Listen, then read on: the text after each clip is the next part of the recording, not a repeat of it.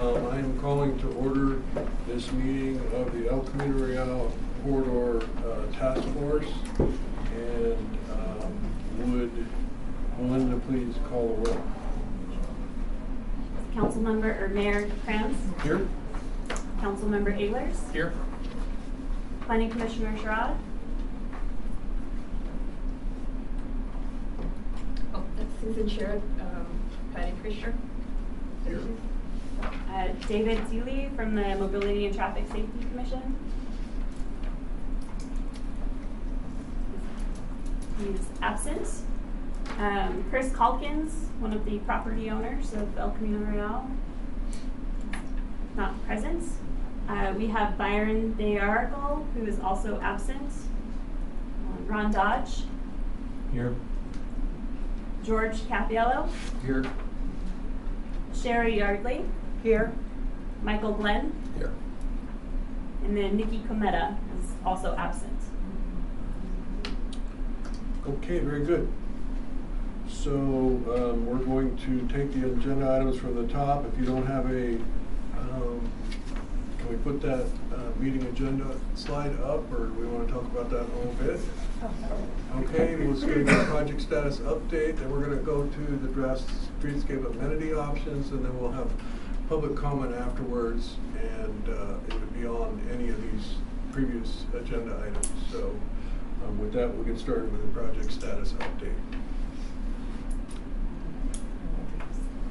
Sure, yeah. Let me introduce the city staff team here. I'm Linda Dacey. I've been assisting with the project management of the El Camino Real Specific Plan. And this is Patty Anders. She's the planning manager, also doing project management.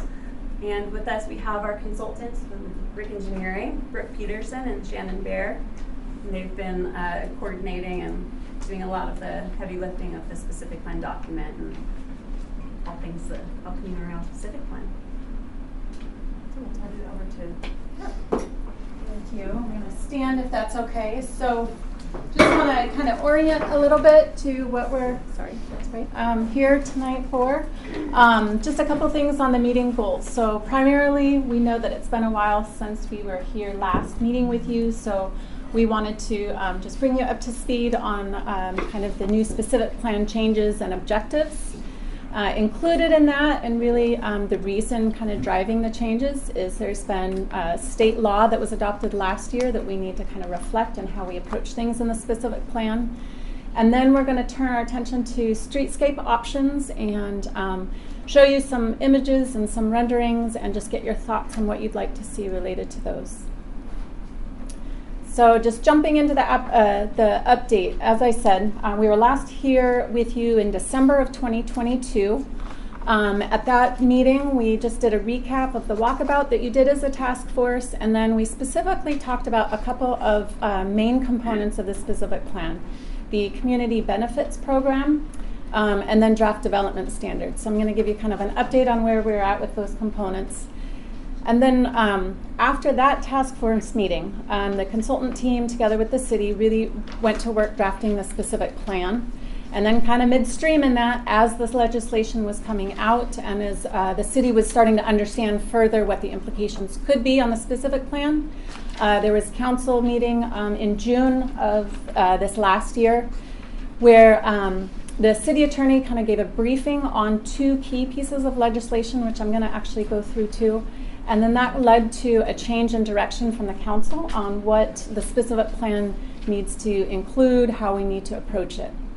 So with that, I'm going to kind of go over just really briefly the two key pieces of legislation. So the specific plan, as initially developed, included a mixed-use overlay. So as we look to these legislative updates, the two key ones were AB 2011 and SB 6, and they had some fundamental direction. It said that the city could approve, or must approve, I should say, must approve by right, ministerially, high-density, affordable housing of 5 units or more if it met some criteria. And primarily that was if it included 100% affordable housing or mixed income housing that was proposed along a corridor, such as El Camino Real. The projects had to be of at least 30 dwelling units to an acre in terms of density. They had to must comply with objective zoning and design review standards. Prevailing wage, it was an important component, prevailing wage must be paid. And the projects, if they met all requirements in those objective design standards, then they were exempt from CEQA altogether. SB6 was quite similar, just had a couple additional components. Again, it allowed housing in commercial areas, had the minimum density requirement of 30 dwelling units to an acre, but it also allowed for density bonus. And then in addition to the AB 2011, it did not automatically require affordable housing, so it actually expanded the residential that could come in. It added the requirement for skilled and trained workforce on top of the prevailing wage, and then changed the CEQA exemption. So if we have those two laws, what does that mean for the specific plan that we had prepared? It drove some key changes. Primarily, we have removed, council directed us to remove that mixed-use overlay. So is where previously the zoning proposed was to allow mixed use and bring in residential, that was removed. So there's actually now no land use changes specifically and zoning changes proposed along El Camino Real. Can you go back one slide and talk a little bit about the road width that was required and the adjacency of these projects to a particular street? So that's why it applies to the El Camino Real corridor, right? This applies to El Camino Real because it's primarily commercial along El Camino Real, and this legislation applies to all commercial properties. But there's a road width that's required. Right, and El Camino Real qualifies Yes, for that thank road you. width. Right, and it's not just El Camino Real in our city. Yes. It's others. It It's is, Encinitas Boulevard. yes, It's absolutely. Coast Highway. It's Yeah. This is not. We're not picking on El Camino Real. This is. No, in fact, the city is currently working with a different consultant to develop a map, so that we will have this tool that will show us based on this detailed screening criteria. It's so detailed that we don't want to. We're not going to. It's not about AB 2011 SB6, but to give you context, the city is working on a tool, so we'll identify areas all areas of the city that could potentially be eligible for these two primary pieces of housing legislation. And there is a roadway component. You're absolutely right. And it's important because we do have commercial areas that aren't served by the roads that automatically qualify those properties for 2011 or SB6. Yeah, the reason we're just focusing on El Camino is because we have a That's what we're specific here plan for. effort Yeah. underway, But I wanted so to we're just kind of pivoting on how contextualize we this approach a that. little bit. Yeah.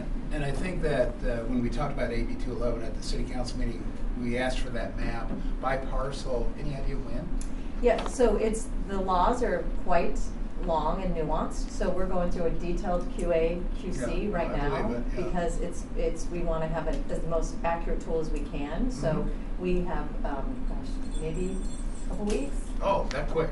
Okay. Yeah, we'll be taking it to Planning Commission and City Council in the future once we Okay. start doing the draft. So it's in imminent. preparation. Yeah, so Okay, cool. we're going through, it's quite nuanced, so the input to the data and the tool is Yeah. really not an easy thing, so. Okay, we're gonna take some questions, but I wanna get through the presentation and then we'll have plenty of time. We've got a Yes, sir. couple of places We specifically do set for up a questions. certain and width. comments. Does anybody have a number for that, or It's, some yeah, there's basic- different criteria in the bill, we can give you that information. 70 feet to 150 feet. Yeah. 70 to 150? Yeah, there's- and there's 70 that- to 150? 70 feet to 150 foot wide. But that's just one qualifying criteria. There's multiple criteria. So you could have that roadway Frontage. width, but still not qualify based on the other criteria. Sure. So the tool will be very helpful for all of us. That's a nice start to have the number. Yeah. These have no impact on height limits. These, So I'm going to kind of walk through, at least for El Camino, what's proposed in terms of development standards, and it addresses height a bit. So maybe, and then after I go through the changes, we those have are kind of a proposed. pause. You're talking about proposed changes, right? These bills don't affect height limits. They do. They do. They have All right. very liberal. I'm sorry. Height limits. So in terms of what it means for this specific plan, as I mentioned, we have removed the mixed-use overlay. And with that, with no land use and zoning changes, we are still looking to really try and make significant improvement along the corridor. So there's a new emphasis on streetscape. So We're looking to add new standards within that public right-of-way to really improve the experience along the corridor. There'll be a new emphasis on signage, and we're adding new standards related to both building and monument signage. We will retain the objective design standards that were previously proposed in the draft and expand those to further address streetscape and signage. And then we also have made a couple project boundary changes, which I will step through right now. So previous to on the left is the originally proposed project boundary, and as you can see in the cross-hatching, turn around. This was the Encinitas Ranch specific plan that's been removed because there's an existing specific plan proposed, and so it can no longer qualify under, or we want to remove it because the new legislation does not apply to it. And then we also down here removed the mobile home park. We're not proposing any changes for that, so we've removed that from the project boundary. So just to kind of orient you to our process, as I mentioned, we've had, we came in around here to the last task force meeting with some of the components and such. We then prepared the specific plan and started just the initial work on the EIR. And then this is really where we've kind of regrouped and have been working to revise the specific plan, as well as prepare the environmental document, which is going to be a mitigated negative declaration. We anticipate soon holding a joint PC and City Council meeting. We'll then be going out for public review, and during public review of that draft specific plan and the M&D, we'll be holding the last of the 3 workshops associated with this project, as well as a scoping session for that document. Can you tell me why the Encinitas Ranch plan, the town center, was removed?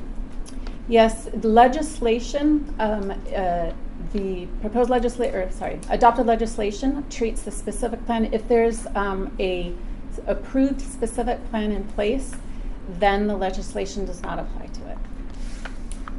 Or sorry, then the specific plan that we're looking to adopt doesn't apply to it. And it would require like a general plan zone change amendment for that, and we're not interested in doing that, right? We want to just see the, approved, get the specific plan approved. Okay. So how, the road, is the road not part of the specific plan up there? In other words, you're including the right-of-way for El Camino Real from the north end, and is it not included in the Encinitas Ranch specific plan? Yeah, That is what road? Sorry, go ahead. That is the boundary. I think prior to the legislation being adopted, there was hope that maybe some commercial parcels in the Encinitas Ranch specific plan could be housing opportunities, but because of the legislation has this criteria that if you already have an adopted specific plan by a certain year, it's not eligible for the housing legislation, so it doesn't make sense for us to keep that, because if we would do that, it would trigger a general plan amendment, go to the people, all that. My question was down on the lower level. Oh. I notice on the right, you have El Camino Real right-of-way included. Yes. I take it from that means that is not and never was part of the Encinitas Ranch specific plan. I believe I need city No, staff, it but I isn't. believe that the ranch starts at the right-of-way and beyond. It starts at the right of way. Okay. That makes sense. So it's not, as I said, it's the El Camino Real right-of-way is not part of the Encinitas Ranch Correct. specific plan. Is that what? Right, because it wouldn't be in this one, yeah. So we're leaving that in there because there are streetscape amenities that we might consider for that? or Precisely. There's no, that's not developable, right? No, because it's the streetscape plan, we're kind of turning our emphasis to that. We're really wanting to still take advantage of the opportunities And that then are Home on. Depot has the same issue, having its own They have an adopted specific specific plan as well. Okay. Yep. All right. So I just wanted to give you updates on the 2 components that we were here talking about at the last task force meeting, that being the community benefits program and then the development standards. So in terms of the application of the community benefits program, it used to apply to the entire specific plan area, but it now applies, we've basically removed that. So residential projects utilizing state law can't receive the additional incentives. So this applies just to those commercial properties. I should say the commercial properties not utilizing state law. So if a commercial property invokes state law, it would not be eligible for the community benefits program. Also, previously, the community benefit program had kind of a prioritization of those amenities and the options. We realized that it would be difficult to essentially figure out a good way to administer those priorities, so we're no longer ranking those by priority. And then we just wanted to give an example of what those community benefit options are in terms of open space, additional biofiltration, bike blockers, EV charging stations, etc.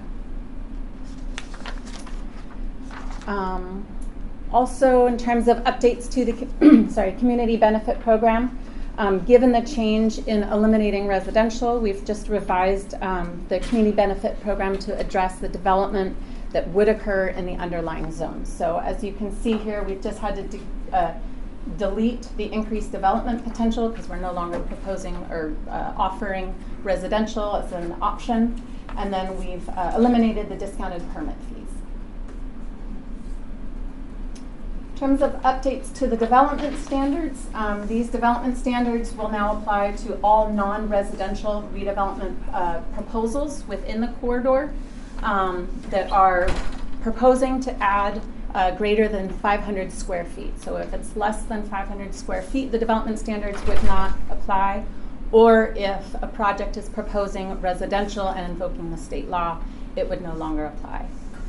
In terms of height, we struck that because we're no longer proposing residential. And then there's been no changes to what was previously presented to you in terms of setbacks and step backs. So does that mean the height is unlimited? It does not mean the height is unlimited. It means it will revert back to the current zone proposed. No height change. Right. So with that, I will open it up for questions and comments. We have an additional part of our presentation. We want to walk through the streetscape options, but again, wanted to open it up for questions. Any questions? The specific plan area for the Encinitas Ranch Town Center does include the sidewalk and the improvements. All the work from there was included in the specific plan area. And all the public improvements are included as a part of that, all the ones that I'm familiar with. Okay. So I don't know if that affects the boundary issue here. It will, Yep. I have a note to double check that to Okay. see if it's in the specific plan, as you might be able to supersede that because it's not a land use change, it's an actual public benefit change, and we want to have a complete continuity of streetscape, right? We wouldn't want parcel different. Depends. So. Ron? Yes. So do these new regulations allow for the builder to propose heights, Yes. and there are no boundaries? Sorry, just to clarify, are you talking about a commercial redevelopment project or a residential project through the state legislation? I think I'm talking about residential. Okay. Okay. Yeah. Just want to make sure I can answer the question more. So the question is, are there no boundaries, as essentially there are now, if it's a housing element at least? The project would need to conform to the objective or comply with the objective design standards and the density requirements. SB 6 would allow for density bonuses to go over. Does that answer the question? Yep. Kurt, go ahead. AB 2011 also has height standards for mixed income development, is how they call it, and it depends on the width of the roadway. So depending on the roadway width, you can get a higher height building on the site. That's why the width was brought up. The other question, there was, as I recall from that meeting 6 months ago, the densities changed with depending varied correct, yeah. for various reasons. So this slide presentation mentioned 30 dwelling units per acre, but there could be projects that were proposed under the state law for 45 and I think Yes, 60. that was meant to just say that's the base minimum required to invoke the state law, but it Yes. could certainly be greater than that. We definitely want to make sure that we include worst case scenarios when we present this information to the public. So Yeah, and I think, so we wanted to showcase that the reason for the change was this new state law, But so now the specific plan is basically just implementing the Encinitas Municipal Code. We're not proposing any land use changes, any height increases. Everything is subject to the Encinitas Municipal Code. So with the shift in legislation, now our focus has shifted to streetscape improvements because, and we will preemptively try to have these objective design standards in the specific plan because we're only allowed by state law to implement objective design standards to housing projects that come in, residential projects that come in under state law. Because currently there are no residential projects that would be allowed under the existing zoning.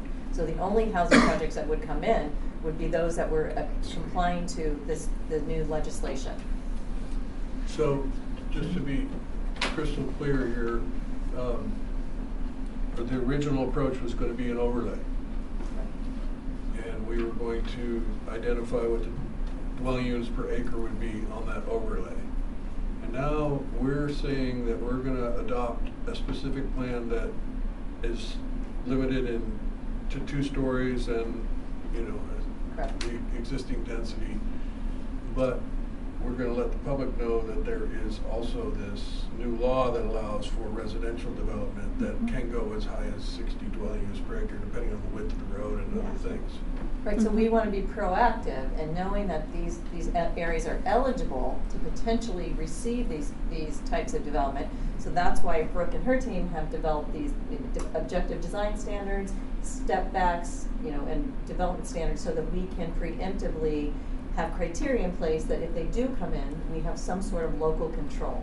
I think that was one of the things that we talked about at the June 21st meeting was the reality is having a specific plan that covers those things is pretty important if you want to have any say in what kind of projects you make. Sure. Yes, we've got a couple public. So we're mostly working with the task force. We are limited to 2 hours. So I don't mind taking some questions from the audience, but we got to limit the comments. Mine's a real short, And we do have simple question. We know how wide El Camino Real is, right? If you go at the start of the intersection of Encinitas Boulevard and El Camino Real. Given that we know that, I don't need the answer now, but can I get an answer on what is the maximum height that any developer can propose, and what's the maximum density that any developer can propose along, you know, basically a mile away from it? Yeah, our tool that we're developing can help that. If there's a lot of assumptions. And when will we get that? And depends on, Yes, you know. it'll be public. When? And When? it'll go to planning commission in a few weeks. And the answer will be by parcel. In other words, it'll be different depending on the frontage, the width of the road in front of the frontage, the Size of the road, and the size of the so parcel. exactly. Just a follow-up question. Are developers going to be allowed to tear down anything to build something bigger? Unfortunately, yes. Yes. Yes. Yes. Now there's a prevailing wage requirement, which I can say that a lot of that deters a lot of developers because the cost of paying prevailing wage is a huge fiscal impact. So a lot of developers have chosen not to take advantage of that. Just like SB 35, we've received no SB 35 applications. Okay, we're going to let these folks in the audience ask quick questions, please. Go Okay, ahead. quick. Slide number 12, it says something about reduced parking requirements. I wondered if you could expand on that. I don't know what that means exactly, and I'd like to hear more about reduced parking. So what's in there now is just if there is a project that proposes a certain, offers a certain number of community benefits, then they can receive, or sorry, I should say, other way around. If they reduce parking, there are some community benefits. They offer community benefits. Thank you. Thank you. If they offer a certain number of community benefits that are included in that list of options, Right. then they could be eligible to receive a reduction in their parking requirement. Okay, I'll talk about that later. Thank you so much. I came in late, so I apologize. So I'm understanding correctly. I understand what you say at the end that we're going back to this current use standards that we have for Camino Real, but we're going to allow state law to basically dictate what developers want to do, and that's going to supersede our standard local sort of development codes. So is that going to be the position of city council? Is that how we're kind of telling it to the public? It's not the city council's determination, it's state law. I know it's not the determination, but it is the city council's ability to say we are going to abide by state law. Is that Well, the as a city councilor, Kinda I have would to. say that we're gonna have some deliberations over it, and it's too early to tell. There's two of us here, we're gonna go through this process, and we're gonna be making informed decisions, and we're gonna be facing the public, and so, you know, So there's a that kind of process. is given, right? Got it. Thank you, Tom. Glenn. Appreciate it. Yes, is a Proposition A vote necessary on this? No, because there's no change, no intensity of land use. I think, you know, I'm gonna keep us on track because Okay. we have a strict, we really Ron. wanna get, okay. Sorry. I just have to guess that somewhere in the group that have been looking at this, there was enough curiosity to take the numbers of density and street widths and whatnot, and take a first order guesstimate of the max height that one could build to. And I'm curious what that number is. Currently, it's only 2 stories pursuant to the height limit pursuant to our existing municipal code, and it would be. According to the law. According to the state law. And then, The state law. depending on what is the amount of affordability that is proposed, the size, that there's a numerous detailed criteria. I want to So- test the limits. Yeah, and that's what our tool will do. We'll have some assumptions, but No one's done that. It's in draft form, we're still working through it. it can give building massing and everything. It's actually quite a sophisticated tool. I would recommend all task force members view that meeting from the 21st of June of last year. Yes, Susan. Yes. Ask. I think what might be a little confusing for people that are hearing all of this, it's our first time hearing it, but also I think that because you don't know yet which developments may be proposed, you have to design your standards such that they apply universally depending on what development comes in.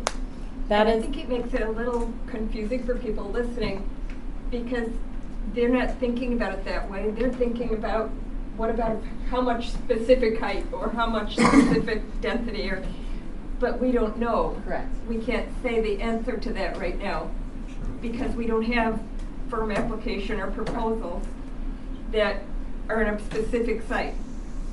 And so I think it would behoove everyone to sort of be open-minded in thinking about, as you're thinking about standards, that they need to apply universally to the whole area. And that is the Does goal that of help those everybody? objective design standards, is to address the quality of development that could occur and what it looks like to the extent we can within state law. Okay, Patty. Okay, thank you so much. So, I'm actually going to turn it over to Shannon, we're going to kind of turn our attention from the specific plan specifically to the streetscape amenity option. She's going to kind of walk us through that. So the first couple items on the agenda were to really bring you guys up to speed on where we're at with the specific plan. Now we're going to kind of hone in on the streetscape part of the specific plan. So if you guys can kind of shift your thinking and thinking forward, a lot of you guys participated in the walkabout along El Camino Real. So bringing yourself back into walking the streets of El Camino Real and thinking about what kind of streetscape amenities, and I'll go through kind of what those are and some options, what kind of streetscape amenities we want to see along El Camino Real, what specific intersections we may want to see these or segments along El Camino Real, and just start getting your creative juices flowing. So just to get you oriented, we have 2 sort of variations of the El Camino Real right-of-way. So the city maintains and owns this whole from curb to curb and the sidewalks within this 140-foot right-of-way. So there's 2 different versions, what we call the unconstrained version and the constrained version. And where that split is Garden View Way. So everything north of Garden View is the unconstrained El Camino Real right-of-way, and then everything south of Garden View Way is the constrained. And the unconstrained is 140 feet, the constrained is 126. The key difference is that the unconstrained has 4 lanes of travel, whereas the constrained has 3 lanes of travel. One thing as part of the specific plan, we want to propose swapping the sidewalk, and this is what we call the parkway with the street trees, to offer some additional shade and some buffering from the pedestrians along the busy street. So that's one thing that's changed in this proposed graphic. Now we would like all of your guys' input and feedback on what else goes within here, whether that's within the curb to curb or within the parkway or along the sidewalk. That's what I'm going to step through in these next few slides, is kind of these different options that we would love your feedback on, thinking about the types of amenities we actually would see useful along the corridor, what would enhance the pedestrian experience, and then thinking about what areas we might want to see these. So that's kind of just to preface the next few slides here, and I'll go through these relatively quickly. Yeah. Do you want to speak on the existing condition of the roadway out there? Essentially, the roadway right now, the sidewalk is adjacent to the curb, and what's proposed is to separate the sidewalk from the curb and put in a planted buffer. Does this envision removal modifications to the median that currently exists? No, we're not anticipating removing any kind of curb and gutter. That would be a huge undertaking for the city, and the most cost-effective thing to do would be to relocate the sidewalks to have a planter buffer between the curb and gutter and the sidewalk. What about including the bicycle lane to the on the ped side of the buffer of the parkway, the trees? So going back one. Well, we have considered creating some physical barriers within that. What's that? Like, we have considered offering some sort of physical barrier within that 3-foot bike lane. Go back a slide. I'm gonna have to go back all the way. Sorry. The one where. So you can't take the trees and put them where the bike lane is and put the bike lane where the trees are? You would have to take out all the existing curb and gutter and then put that over on that far side. And then I think with our traffic consultants, there wasn't enough space to have the separated bike with pedestrian with what's remaining. Wasn't street sweeping also a consideration? Yeah. So the maintenance due to street sweeping and being able to keep that area maintained was a challenge. You want to walk through? Yeah. Yeah. So we're going to walk through before we go to questions. Okay. Yeah. Now that I've already asked mine. So I actually have Executive privilege. some of these. If you want to just take one and pass it down. This will be for the exercise after this, but I'm passing around some handouts of the streetscape amenities to give you some additional visuals to go along with this. And just take notes as I go through these on maybe ones that you like or have any ideas on where these might be best placed along El Camino Real.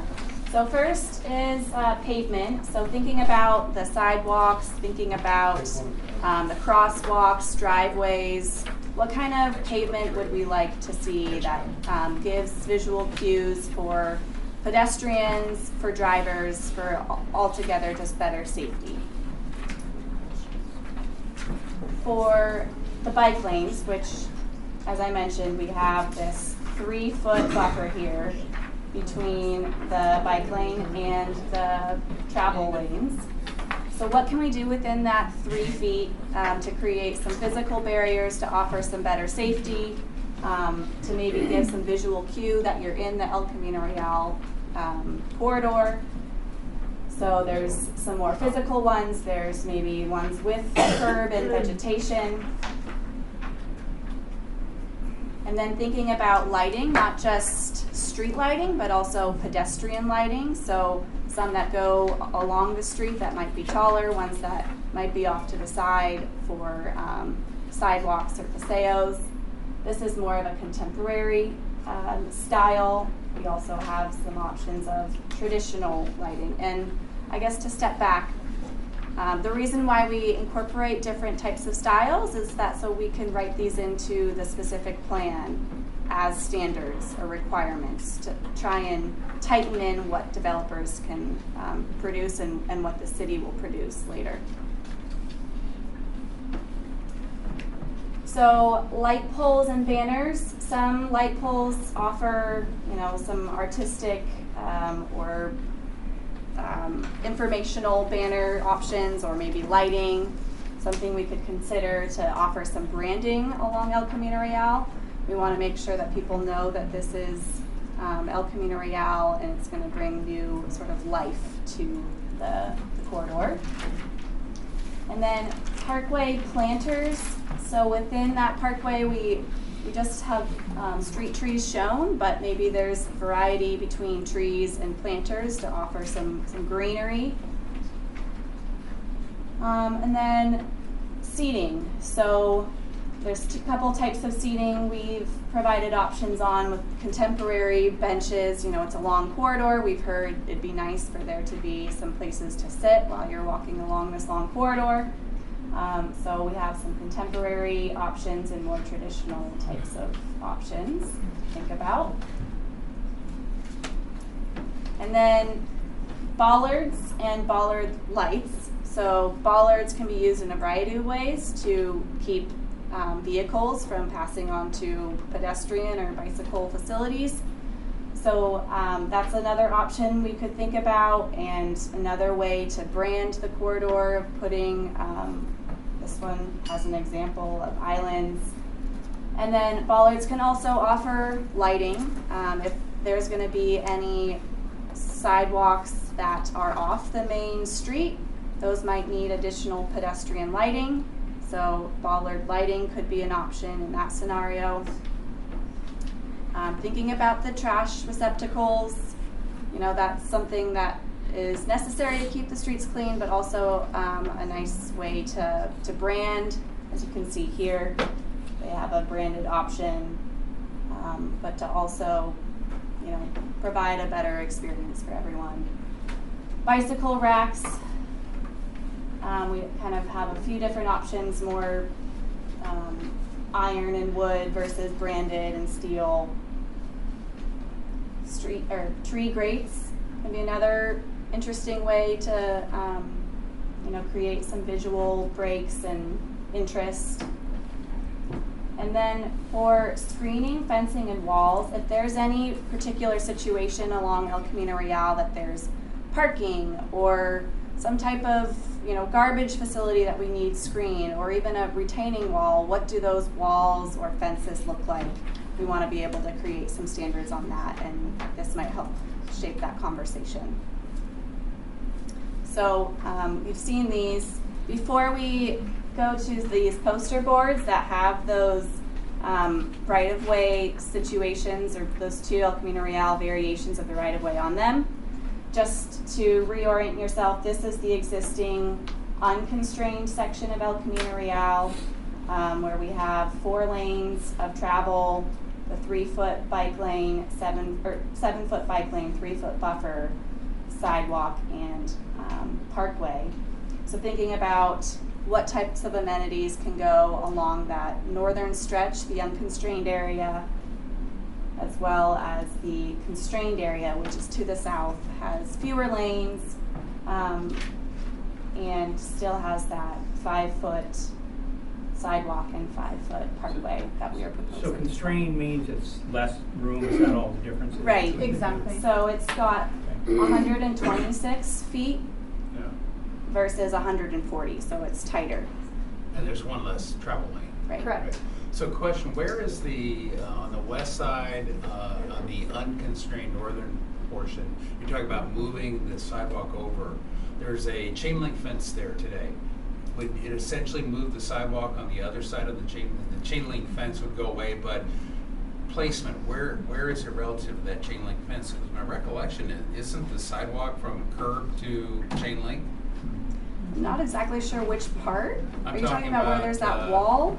Encinitas Ranch, the Oh. Target Center and all, Okay. all along Encinitas Creek. And Yeah. I'm trying to figure out, That- are we essentially taking away part of the restored Encinitas Creek land to do this, or? No, we'd be within the right of way, so we're only looking at those areas within the right, and we'd have to look at that specific condition, right? There's But some. am I missing something? Is the fence right next to it there? That's my recollection. And when the rare time I've walked there, once in 30 years. I think that's true. Yeah, and so I don't see where the space is. I believe the right of way is big enough. I just want to know, is the fence on the right of way? It may be. Yeah, we'd have to look specifically at that on-site I see condition. fence in that picture right there. There's also, there's a constrained area, there's an easement in favor of coastal and others, because that would be revegetated area. Yeah. So it's treated, I don't know if I can't. And I don't know if the roadway, if the grading is such that it's flat beyond the fence and then drops, or whether it immediately starts dropping down to my recollection is it drops pretty quickly right out there. So I just want to make sure what you're proposing here for We will look at a those plan conditions. fits the earthwork on the ground. Otherwise, we're talking about moving dirt. Yeah, and there's certain conditions where there's some steep slopes right adjacent to the edge of the right of way, so in those areas, there might be fences, which is why we want to get input on fence, any kind of retaining walls, Yeah. or anything like that. And that's a unique, that one condition is next to adjacent habitat, so you have to be sensitive to anything you do, like you can't do construction during breeding season, right? There's just so Yeah, many. exactly. There's that too, and Right. it's reconstructed habitat, Yeah, right? right, so that's a Yeah. very unique condition. So it might end up being that the sidewalk meanders a little bit as that right-of-way shrinks with or without that parkway.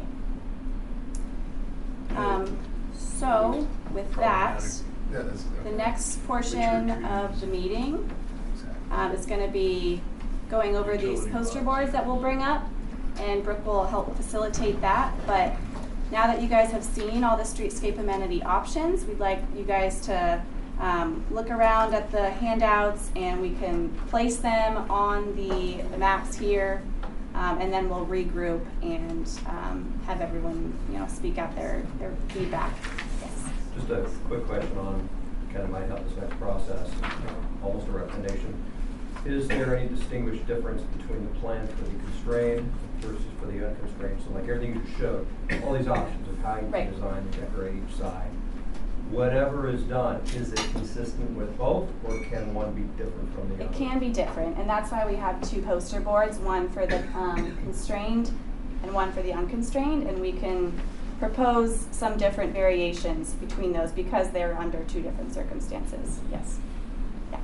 You have more room Just to real work quick, with. I love all the options that you guys are showing. I'm excited by the streetscape, I must say. State law, that's a whole different thing. We'll get to it later. But this I'm excited about what I'm seeing. Are you going to, so after the recommendations, so as citizens who are not professional landscapers, what's going to happen? Are you guys going to put it all together, shake it, and make a recommendation? Or do you have a recommendation that you can prepare to present also already based on your knowledge and expertise? Or are you going to then point fingers and say these people are the ones who came up with this crazy idea? Or what's the outcome, I guess? Well, we can certainly provide recommendations, but we wanted feedback from the community before we go and create these standards based on our recommendations. Got it. And then the feedback that we get from you all will then in turn be put into those standards, and then also put into renderings that will be shown at our next workshop. So then we'll get another ability to get feedback. Thank you. Quick question on the lights.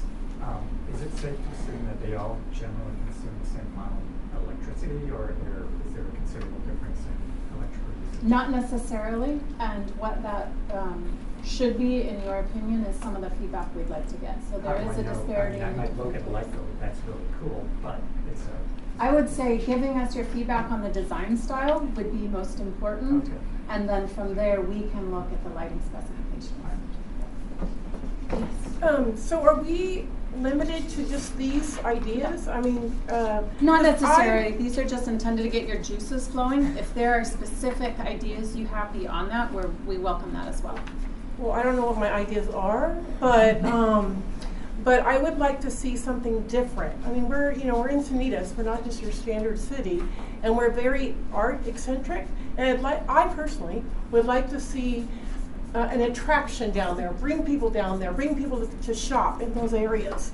And so I'd like to see something that's exciting, that you want, that someone says, you've got to go to Encinitas San Camino Real because, oh my gosh, it's just so amazing. That's not what I see here.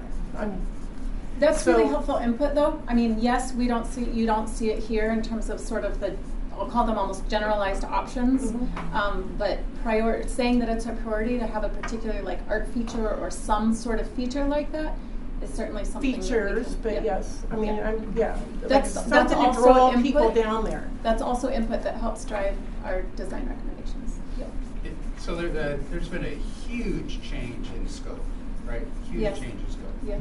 And I feel like you're asking me, we were gonna buy a big Lamborghini or I don't know, big SUV, and now we're buying a Prius. And what color do you want it? And I think the question is, no, maybe we don't want a Prius, maybe we want something in between. Maybe we want a Camry, maybe we want a Lexus. And I want to go back to Tony's comment. This is a specific plan. This is a 50-year planning document. This is not a 5-year plan. If the short term is that the curves are in the wrong place, then we should be discussing it now, because the vision, I thought, and the goal, and my second question will be, what is our goal for this specific plan? Because I believe it changed. I think it changed as a result of the AB 2011. The goal, I thought, was to protect bicyclists and pedestrians better, give it more of a pedestrian-friendly, better look, and in a rare occurrence, I'm going to agree with Tony here, we need to have that discussion now about this 50-year planning document, whether or not those trees should be over there. I don't know the answer yet, but I think now is the time to have a discussion, not talk about what color the garbage cans are, because quite frankly, I mean, how many people have walked along this segment more than once a year? Once a year. You're now, oh yeah, you live right there. So, but not many people. I mean, I drive there a lot, we all drive there a lot. You see people walking up in there, not that often, right? But I want to get, not often enough. Not often enough. That's maybe the best way to look at it. I thought the vision and the idea, the big idea, was to make this more inviting and more of a boulevard and that treatment, and make it safer for pedestrians. So you are entirely correct that the vision was to really revitalize the corridor through economic vibrancy, as well as really improving, particularly, yes, the bicycle and pedestrian experience. Right. That very much was the goal. And having living trees in there as a barrier is a cool way to do that. I know it's concrete and it's expensive, but we are talking a specific plan, and that's not a Band-Aid. That is a planning document to take us to a new place. So I think we're having the wrong discussion today talking about the accoutrements, and we got to be talking about the structure. We would be happy to take that input. I would second that. I have a question that's building on that is, if we come up with some agreement as to what we envision the corridor to look like moving forward, there would be no timing as to when that would be accomplished. There's not going to be any triggering events, meaning it gets done, and that doesn't mean that Encinitas is all of a sudden going to start breaking ground on it. That is correct. You are correct. Yeah. Do we know what any of the triggering moments would be to start doing these things? If we say we would like to try to move the barrier out, and we all agree and think that's awesome and special, would that be something that we know would have a date to be completed, or would just be made? No, I would point out that, Leucadia Streetscape, for example, has been 18 years in planning, and it's just a long process. But I think that's a conversation that we should be having. Sure. We shifted from a specific plan to a streetscape, and the work that went into developing the current plans for streetscape were community centered. So that I think is important. Susan. Well, as I recall, when we went to the first 2 workshops and we had all this input and then you processed it into this document, our goals are basically, we right now feel like it's car-centric and we would like it to be safer, more walkable, and offer some gathering areas for public so the community can function as a community. I love the idea of living barriers, living trees. Love that idea. I also think bare walls should be avoided. And I think that I saw some graffiti for the first time since I've lived in Encinitas, like a month ago, I think it was, I reported it. And it was on a bare wall, you know, a concrete masonry unit wall. And in New Encinitas, really close to where I live. And wow, I was dismayed. But if you cover a wall with green, living vines, it really discourages that. Agreed. You won't and see really that happening. How we screen But I also walls. think some of the aspects of gathering, you know, guiding people in a way with how you do things. So that right now you have this straight through boulevard, right? And so in order to make it be a place where you sort of have stops, I would say that the features need to be integrated in a way that isn't just, you know, like this straight shot kind of thing, but where it gives an idea of a direction, or even going over from one side to the other, an overpass if possible, which I know is expensive, but it also is a safe thing, a safe way to cross. So I don't know. You know. Well, yeah, and I wanted to respond maybe a little more nuanced to George's comment. I think what is likely, this is a specific plan, and the idea is to guide future development projects, and the most likely candidates are going to be AB 2011 SB6 projects that might do large swaths of this. So the difference between this as I'll call it a streetscape-esque like project, and Leucadia Streetscape is financed by the city in one fell swoop. So it's happening in 3 segments. Even then, it's happening in 3 segments, and you know, you could argue more. This would happen in fits and spurts as redevelopments occur along the way, and only in the frontage of those developments. So if we do move that curve over, it might move over in one segment and stay in the other segments for 30, 40 years. Again, 50-year planning project, look far down the line and have a vision for where you want to go. That's what this is. It's not a streetscape per se, unless this council or future council finds funding to go do that. But my belief is this will be an AB 11 and other redevelopment project that happens bits and bits as we go. Can I ask a question in response to that? If we're subject to state law, to AB 211 or whatever, yep.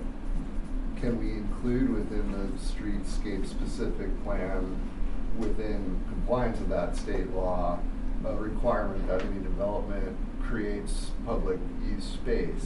Yes. Yes. Yes. That's And exactly providing this. that public space is part of the specific plan in terms of yes. Because what you're asking us here to visualize is very constrained. It is what it is. It's the size of the street. And having lived there for 17 years along that corridor, I do walk a lot. And it's usually just for exercise. There is no destination. If I'm going to go to the supermarket, I'm getting in my car. So it's like all this would be really great if we know that there's a park on the north side. If by the Target, there's a park there, but there's nothing else on the south side. If we're walking the corridor and we want to make it pretty like this in the future, are there going to be as part of the plan some destinations like you were mentioning? Is there a place to sit and hang out and have lunch or something that's not just in answer to both of those comments, provision of open space, or even what that open space is in terms of like active or passive, a plaza, etc., that can be written into the objective design standards. Sweet. Chris. I've been living here for 35 excuse me. years. Chris had a question. Yeah. So I think you may have answered it, which is, it sort of goes to the question of how broad the piece of work that's being done now is. If we take on, I guess I'm thinking about what Bruce is suggesting, the longer term, which is really the vision you should have, but we're a year out or a year and a half out from approving a basic street improvement plan. Nothing, somebody could come in with a project and they aren't going to be required to do anything if this hasn't been adopted. That is correct. So, and we've seen that a couple of places in the city, so I guess my perspective is I would do a 2-bite approach. I would put together a plan that has sufficient improvements so that if you know somebody comes in within the next year, you're going to have made some steps. You're going to have aesthetically improved it, and to the extent you can, you've done something about the safety. And then not end there. Look at the next step. But we're already getting beaten up in this city by the fact that we don't have things like this approved. And yeah, and even if you had a end-to-end, there would be a fair share contribution to that plan, right? Sorry. So they wouldn't necessarily have to construct. We could have something that would be not possible to construct in front of the frontage. Yes. But as part of their project, they would have to make their fair share contribution. If that was adopted. Correct. So, This gentleman has an excellent point. yes, let's go to. Yeah, I've lived in Sainsbury for 5 We need to years. do this quickly. And one of the things that really kind of gets under my skin is when they went in and did that whole Target Center development. I remember this clear as day. We were promised a much bigger open area and a little, right now there's that little soccer field, and that's it. Basically, we were promised way more than that, and the developer somehow gave us that little soccer field. So that's still, I remember that clear as day. And going forward, I really want to see that we have something in place that ensures that it's a community, not a development owned by real estate conglomerates. We live here. Most of the people who develop that stuff don't live here. Now if I want to go down and play basketball, I can't even play basketball in that little area. It's not even a full court. Okay, so got another question. I agree 100%. I think a theater was supposed to go in there too, which would have been really, really great. Yeah, there's a lot but missing. I also agree with Mr. Oliver and you, Tony, as well. I think sometimes you got to go faster, you got to slow down a little bit. So I'm all in favor of looking at this holistically. I agree with that 100%. My question is, are you talking about setbacks that would go along this corridor as well? We were recently up in San Luis Obispo, and there's an area that was really kind of run down that leads into the main town. It's a corridor kind of similar to this, not the same size, but they've put in setbacks. And the density housing, we all don't want to talk about that, but they've done a really, really nice job. So my question is, with setbacks, and they've created some density housing down there as well, and they've created cafes, and they've created, a walkable area. Do you take this on advisement from, does somebody else come in then and say, we can do this, this, and this for this much money? It's kind of like what the guy back here was asking. When is the decision made, and who determines what it's going to be, what it will all look like, start to finish?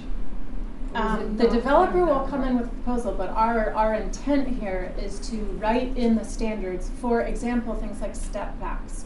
Or setbacks. Okay. So that developer is required to build his building to at least comply with those sorts of components. Okay, so for example, something like if a developer came in and wanted to redevelop where TJ Maxx is or something like that, could they then be required to create a setback, walkable kind of living area in there?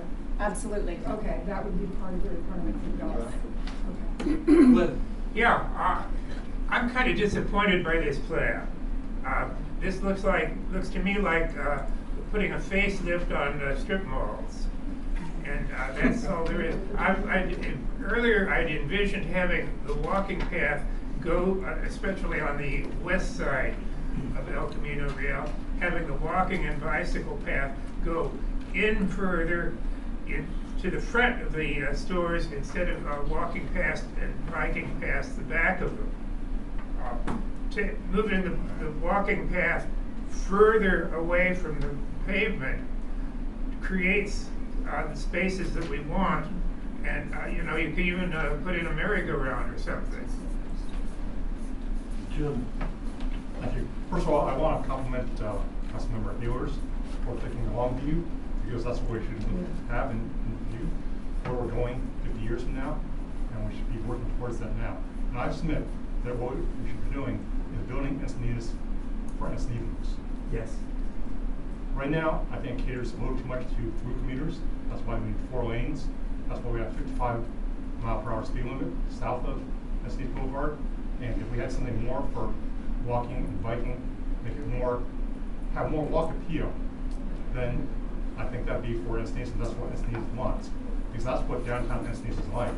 There are a lot more pedestrians. You don't see any pedestrians on El Camino Real now because there isn't any walk appeal.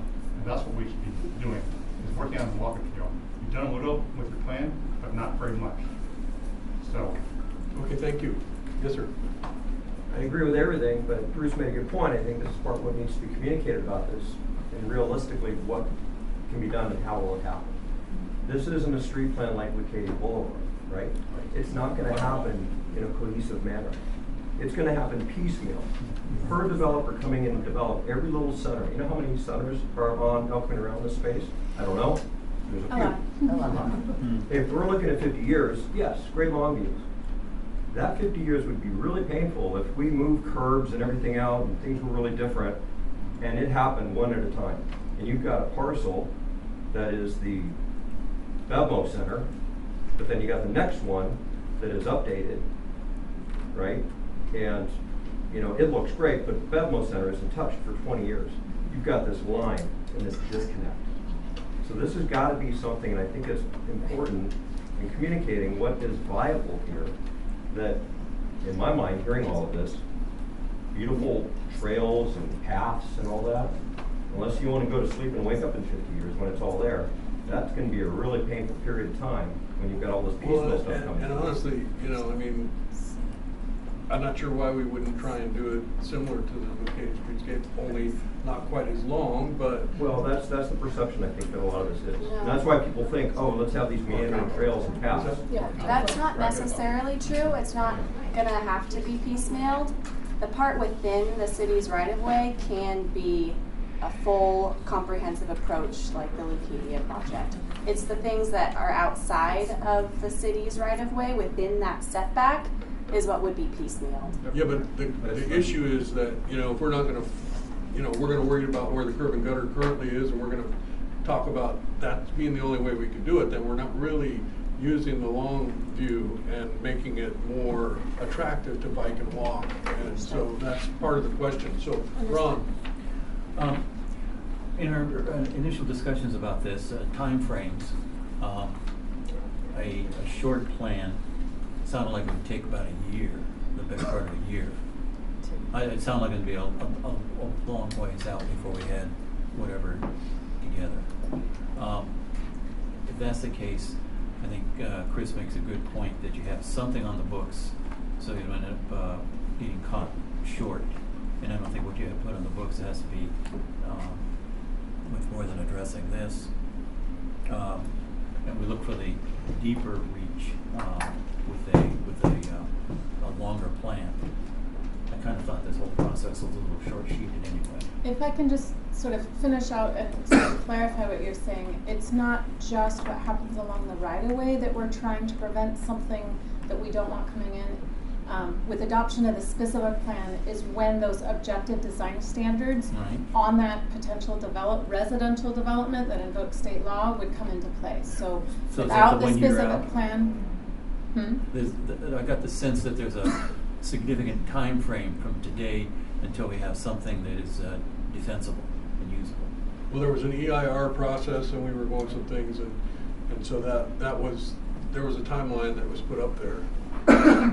So planning commission review spring of all kinds of stuff this year. So we are in progress on the mitigated negative declaration. We're also in progress with revising the specific plan.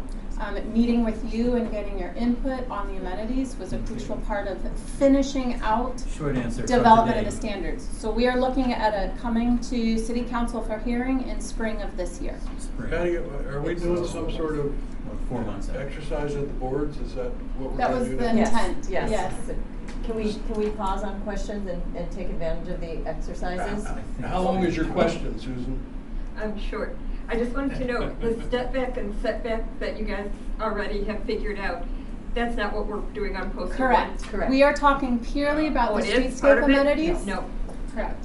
One clarification as well, I'm sorry. Okay, I'm So gonna what stop. we've already spent 2 years of workshopping, these ideas the community have put in on regarding setbacks and the stuff that we were hoping to maybe see if there was gonna be any overlay, that didn't just get thrown out. I mean, that's still within No, for what's- example, the design standards and guidelines that we had proposed in the draft specific plan, we've carried those over and now we're augmenting and supplementing. Thank you. It's not just a streetscape specific plan, there's still design guidelines, setbacks, as well as step backs. That's where I was confused. Yes. Thank you. Objective design guidelines so that we can have that criteria in place so that development does come in. So it's not just streetscape.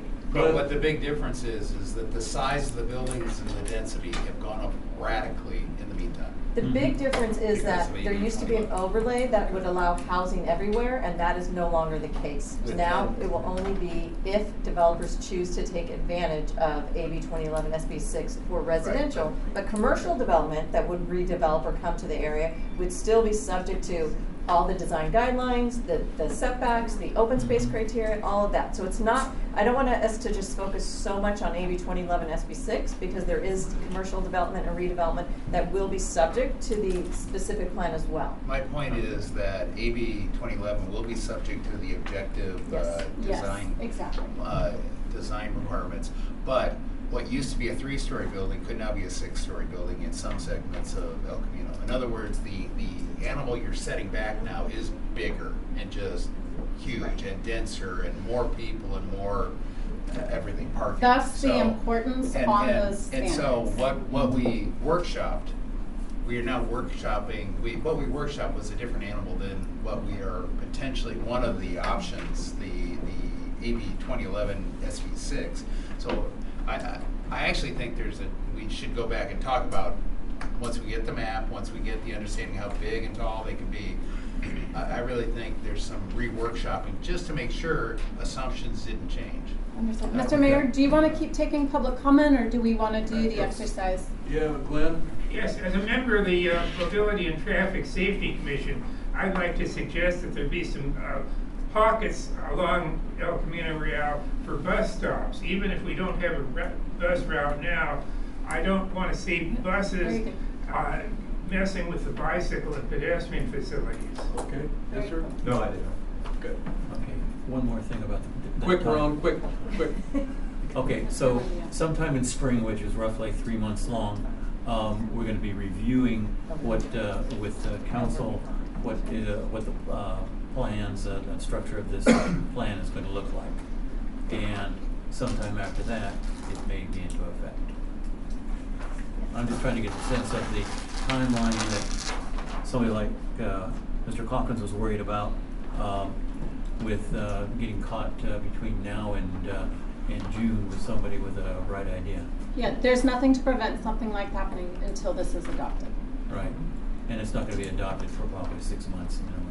Yeah. So if we want to still do the activity, what we wanted to allow was a little bit of time for you to come up and just look more closely at the cross sections or the segments of the roadway, as well as the amenities. And we've actually got, to the extent you would like to use them, some sort of cutouts of the options to put them on and kind of think through how much you think is needed, where they should be placed, those kinds of ideas. And then we'll kind of come back as a group and we'll write those down on the flip chart as you give them and share them with us. Okay, yeah. Come in. Okay.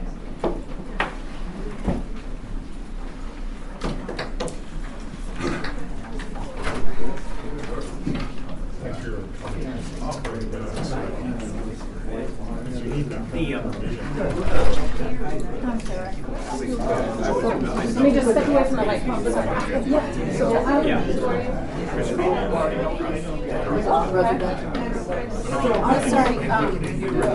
There's at that junction. There's like a shopping center just behind us. Yeah.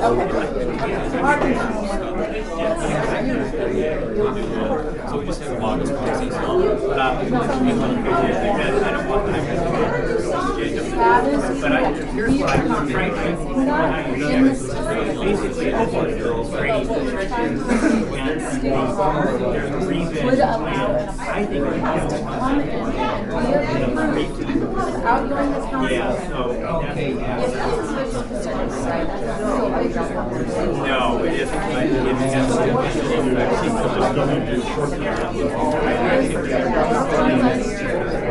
That is more like which is why we are trying to do this plan because it will build It's basically everything against what that would look like because they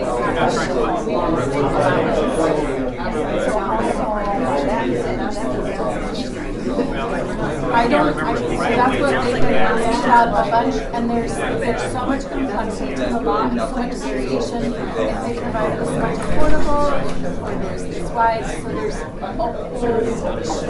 So that's the match that's in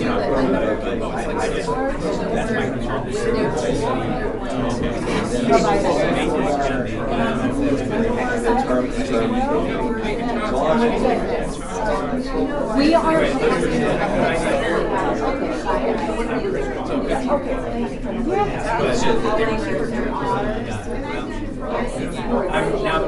I'm not sure. Ask them what they want me to do.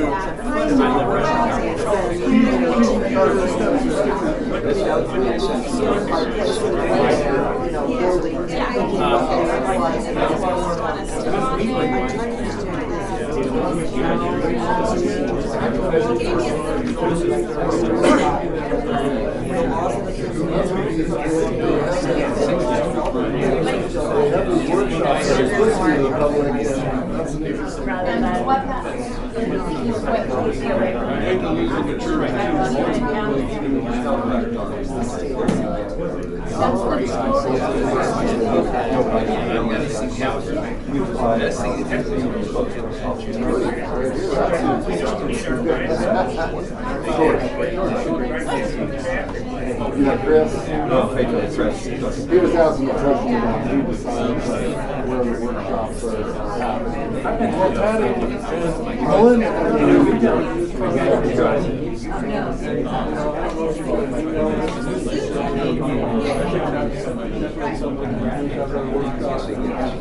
which is why I live in here and I own business in the corridor. It's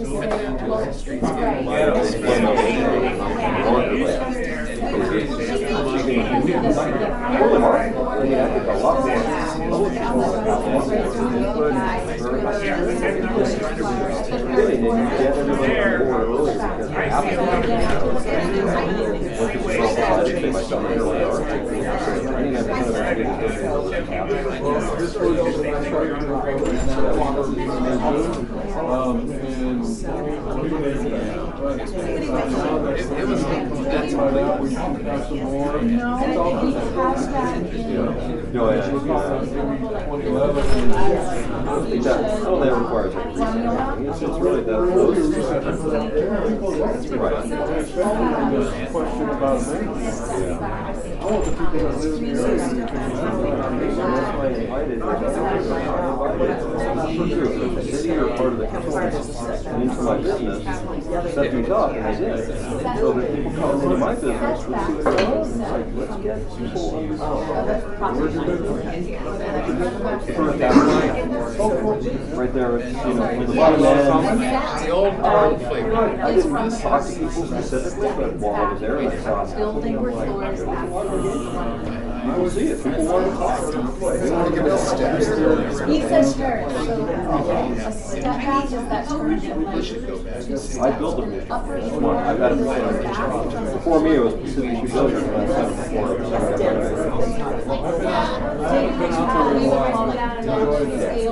it's a small one. I mean, it's a small one in the Habit River behind the 40. Yeah, so no, I love the idea. It's pretty good.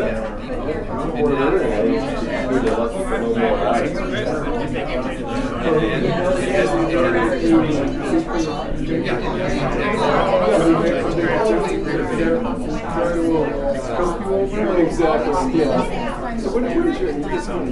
Because if it is pieced together, I saw a project in LA that did this. Put the trees out here. Yeah, it's great. Like in there, so that you have not only a buffer, but yeah. Yeah, I would just like to see more. I think there's two things. There's just two pieces. You go stuck in. Yeah, there's no interaction between. You can't get to the next one. There's all about it.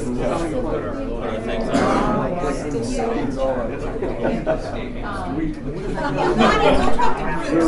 much better. It was funny to hear the gentleman criticize Chris Paul. I was right there. As the developer on that. Yeah, too funny. Yeah, unless you have from scratch like yeah. you're gonna have all these funky things you're gonna want to do. Thank you.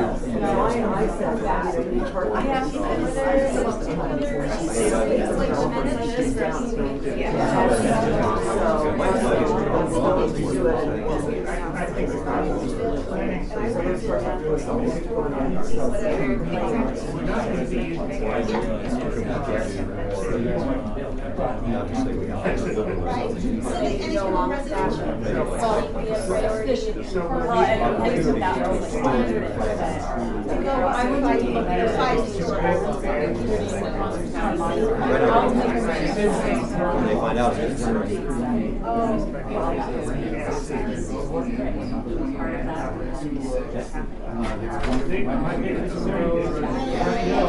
They can put residential and they can go up.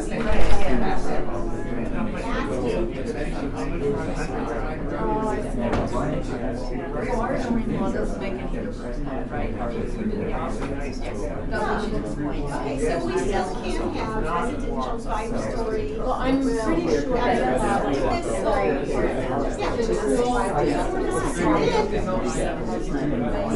Yeah, block my view. And block my view. Do I have any rights for blocking my view? So I'm pretty sure I will double check. And then if they say, well, we'll put in a park, and they get less, they don't have to have parking spaces for their people. It's right here. Because they're building the total around the like formula nuances. Under parking spaces are ideally have standards that lift the front of the stores to I absolutely love that.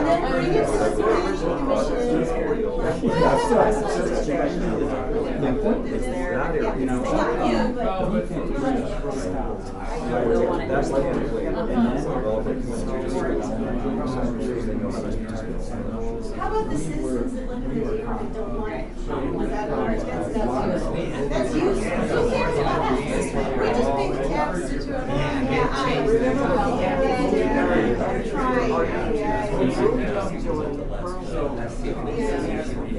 She told me you're trying to set standards. I'm sorry.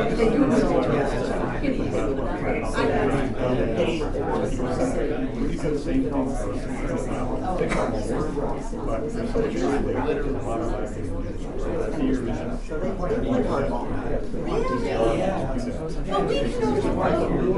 we can only for a certain district though. Right?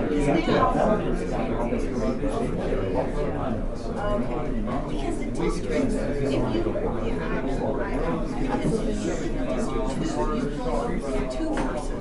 right? And if I vote at one, I can push my one So if I go to Carol, maybe a she or something.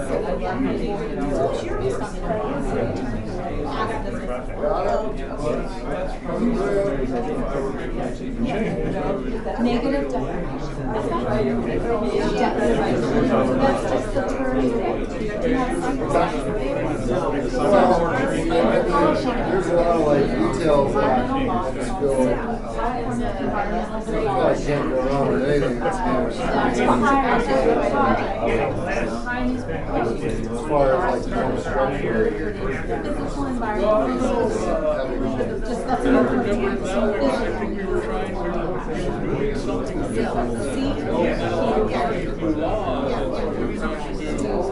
Something that will. So, as part of that, there is. Which I think is reasonable. So there was some talk about doing the short term and then getting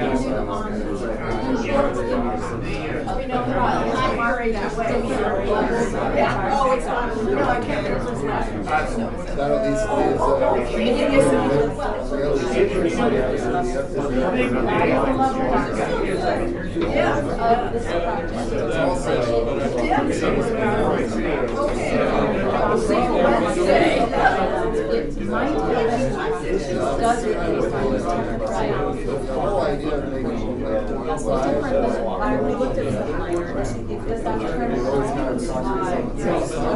So that's a different type of stuff. This is something that we talked about. It all depends whether it's project or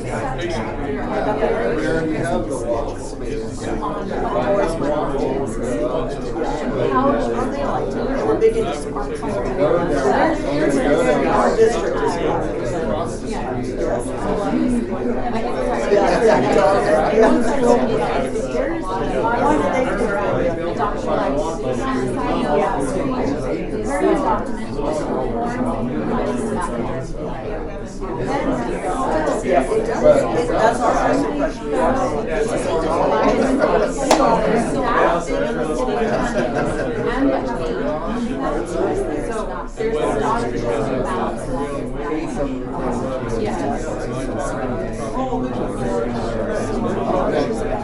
That's the problem.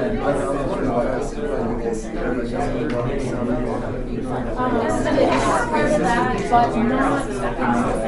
it happens in more things on paper, but not very huge consequences.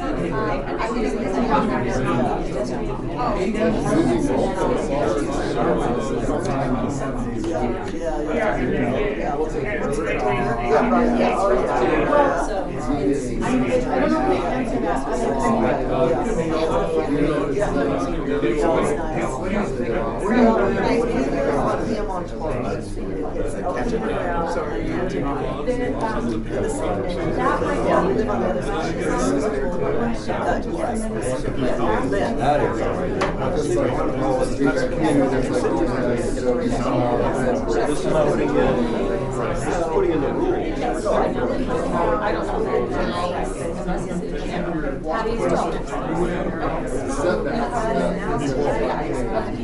That's also based on the size of the To me, that's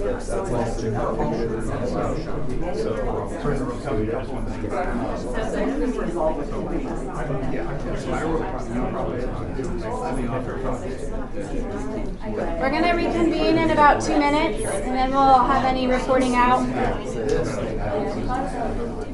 I would start trying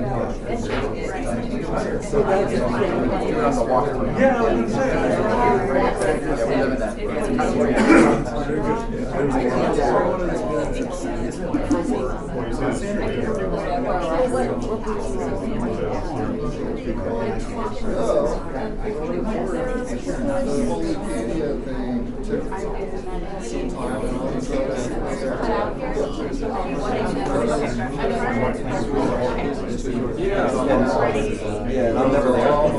That's honestly incredibly so.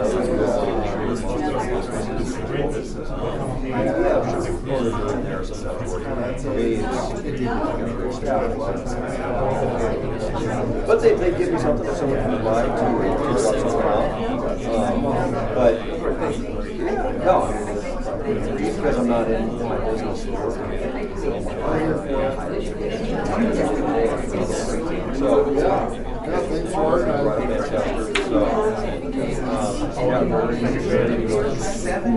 And I guess there's going to be more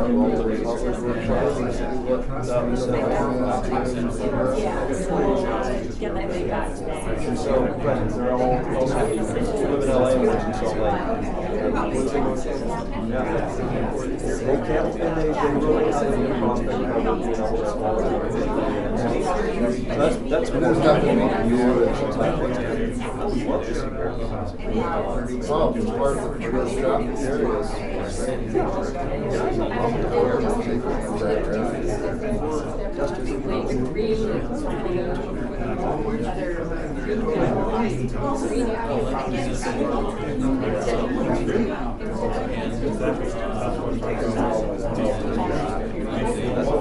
Yeah, but again, as long as you're not right,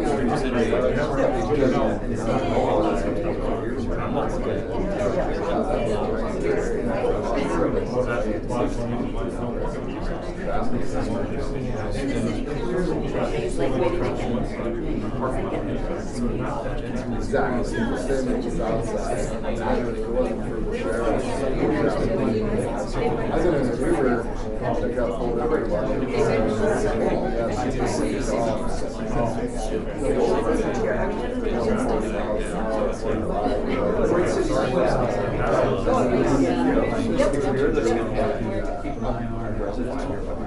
All right, we're going to, if you can, come back and kind of sit around the table or sit where you were. We're going to try and bring everyone back if we can. We were hoping to still have a little opportunity to kind of take note of your feedback. I know we had a good amount of time to kind of talk and play with it and answer questions. But now I want to just take your feedback so that we can memorialize it here. Shannon's going to help us take notes. So any specifics, any direction, any feedback you have for us, we want to take the opportunity to do that now. And we're going to close with just kind of final next steps, but want to take a few minutes before that. Yes, sir. So I'll pick up on someone else's commentary about more art. And absolutely. I know I'm talking about we're going to paint Picassos on the walls of buildings or that, but there are lots of forms of art, and they're very calming. And one of the things we want to do is calm down traffic on El Camino Real. We tried narrowing lanes. I don't know that that's been effective. But maybe it's sculpture, and it can be, or just artifacts that are in the roadside or in the center divider, in that median that will evoke a placid, more placid sense, and a sense of a place.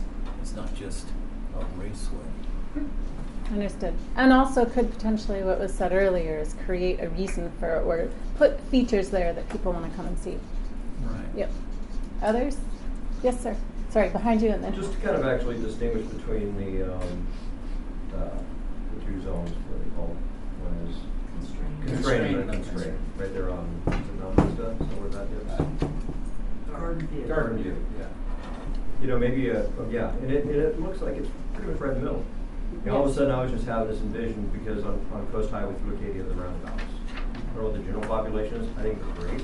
I'm a road cyclist and a runner and everything else, and I think they're fantastic for everybody, as well as cars down that way.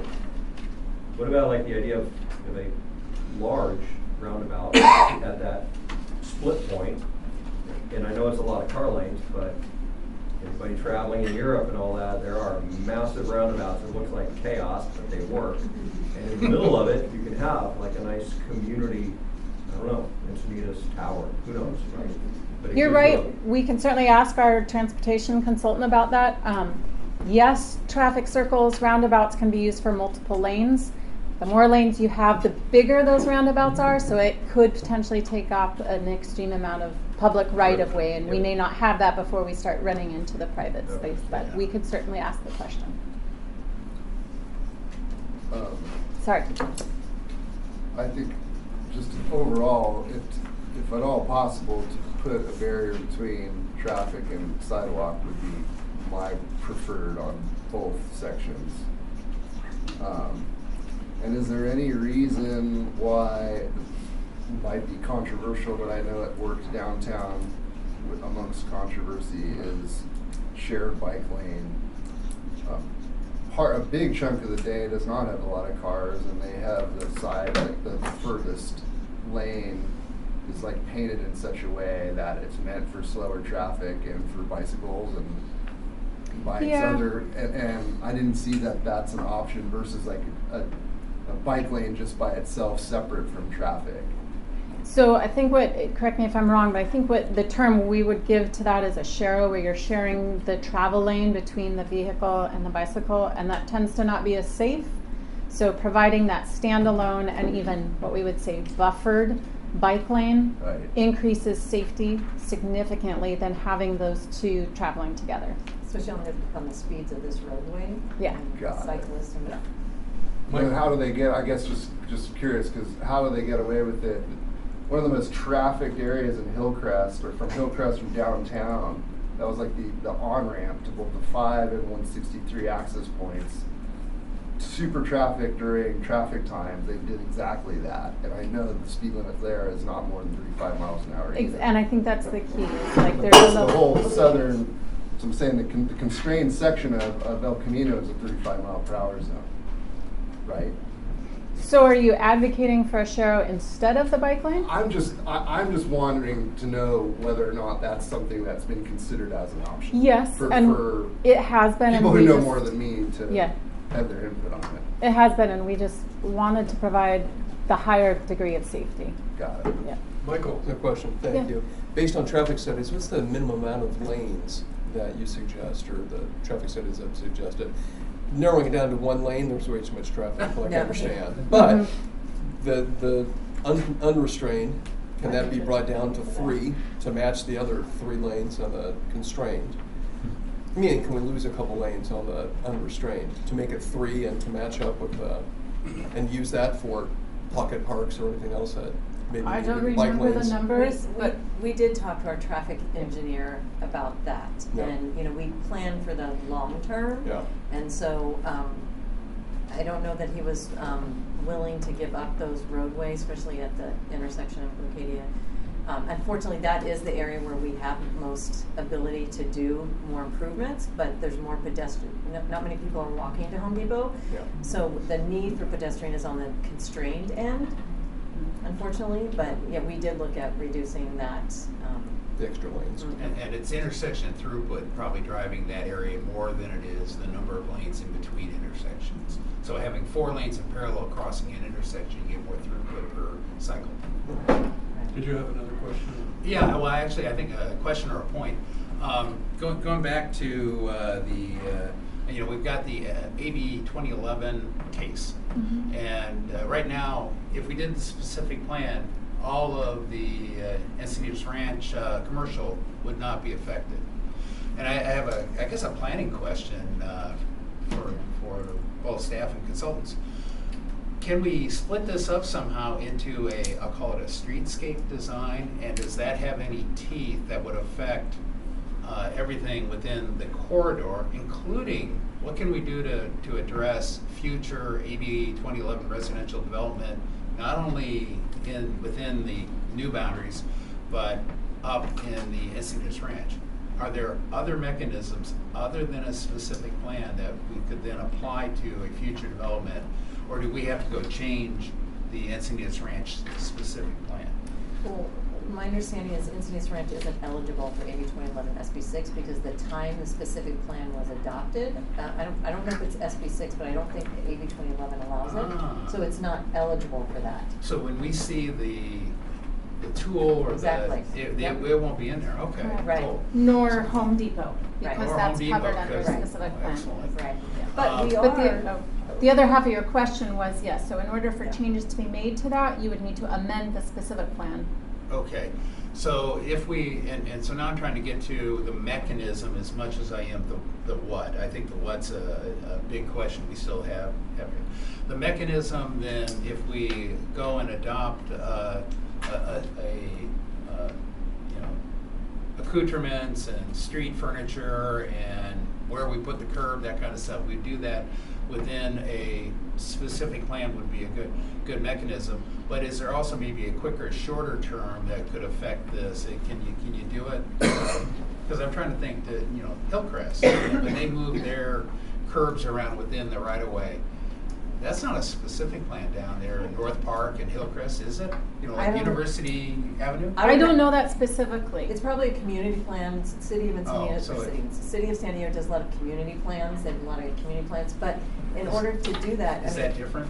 Yeah, yes, Oh, it it is. is. State law requires for a specific plan, for example, you can't just say, look, I want to create this and I want to move my sidewalks and I want to do all that. You have to, one of the state law requirements for a specific plan is there has to be financial mechanisms to show that you can actually implement this specific plan. So it needs to be somewhat grounded in reality and feasibility. You can't just have these pie in the sky. You know, there has to be some sort of financial mechanism in place to show that you can actually pay for the improvements. Okay. And So, and a we community could- plan is different? Sorry, go ahead. And I don't need the answer now, but so I'll cut to the chase. My belief is that this was all new news to me today. I think this is a big change, and I would recommend to the mayor that we bring this back to council with the new boundaries, with some of this new presentation. I would feel far more comfortable moving forward with the rest of the council, getting a chance to get briefed on this too. Well, I was And gonna I think propose that's that what you the and I joint meet city and talk council- about what yeah. we should do going forward, so. Oh, well. I don't wanna necessarily map Okay. that out right here. in Okay, public, well, but we- that we would can- be acceptable to me, and then you know where I'm standing. But that's also why one of our next steps is a joint city council planning commission hearing, is to Okay. precisely that. Fair enough. What I was gonna say But just is. understand that we're gonna meet and talk about what we wanna, what the agenda is gonna look like at that Absolutely. council Well, and meeting. we can Absolutely. pause that too. That was just, you know, if the council wants to do something No, different. we wanna do it sooner. I think that Okay. there is some. Right. Would you? I wanted to go back and answer kind of part of your question. Well, there. and I don't necessarily need the answer to my questions right now. What I was going to suggest is, could we have a briefing as part of that meeting on community plan, specific plan, streetscape, and what our options could be to achieve the short term and the long term? Because I think that helps inform what we would recommend, whether we do go Absolutely. back to the rest of the council or We not. can do that. I was just will gonna oppose address that. one aspect in terms of the Thanks. different vehicles. At this point, given the work that we have done to date, this would actually be probably the fastest mechanism to get to a streetscape plan. The community plans, general plans, things like that are bigger exercises than what we're doing here, and we're already well along the way. So if timing is the issue, this is probably the We know quickest you won't. vehicle. Susan. Yes. Isn't the legislation already in effect? I'm sorry? Wasn't the legislation? Yes. Yeah. Yes. As of July, right? July 1st, it went into effect. Let me tell you something, okay? I'm a former administrator myself. You need to get this done quickly, because they can apply it at any time. We don't have time to dicker. We understand the sense of urgency, yes. Okay. Yeah, we have to get these setbacks, Yes, the green walls, Yes. living green boundaries, those basics yes, have to be like a phase 1 approved. yes. Yeah. Right away. Except that there's prevailing wage requirement, Yes. and like AB 35, AB 35 was a very similar giveaway, but with the prevailing wage, it's, Zero. we have none. So- There are no projects currently. Zero. Right, right. And So- there are things, just to, like, for example, like blank walls, you know, there are already provisions in the municipal code. Anything over 4 feet, you have to do fines. And if it's not in the specific plan, it goes back to the municipal code. So we are covered in a lot of those just design aesthetics, just given the existing criteria in the code, and then also what we're requiring here. Yeah. So, and that's why we came here, because it was a change. Council directed, well, as a result of the legislation, council directed us to focus on what we could do, and also as part of that, we're no longer doing an EIR. Now we're able to do a mitigated negative declaration. So that is a more streamlined process as well. Was there any consideration or traffic and safety otherwise of creating a bike lane in both directions on only one side of the street versus on both sides? We did look at that. Do you remember the analysis coming out of that? It was an option we considered. I didn't do that. Our bike, we have a very active bike community, and I don't think that was well received from our cyclists. There tends to be sort of Yeah. flow constraints if you're forcing them on one side. And we're trying to do I understand. multimodal, so to remove an alternative mode is not helping us achieve that goal. In conversations with another designer, the thought of a multi-way roadway came up, and essentially, my understanding is that you have sort of through traffic in a center set of lanes and roadway, and separated from that is an outer set of sort of local travel. So you separate the people that are doing a lot of maneuvering from those that are just driving through.